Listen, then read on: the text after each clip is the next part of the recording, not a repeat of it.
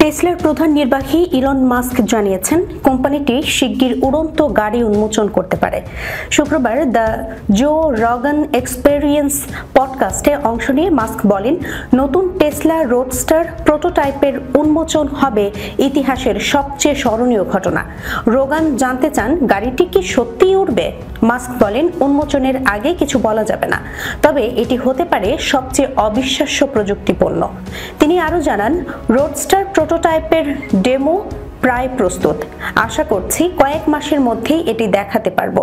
মাস্কের দাবি, নতুন রোডস্টারে ব্যবহার করা হচ্ছে এমন কিছু প্রযুক্তি যা জেমস বন্ডের গাড়িকেও হার মানাবে। এদিকে যুক্তরাষ্ট্রে ইলেকট্রিক গাড়ির কর ছাড় তুলে দেওয়ার প্রস্তাব টেসলার বিক্রিতে প্রভাব ফেলতে পারে বলে আশঙ্কা করছেন বিশ্লেষকরা।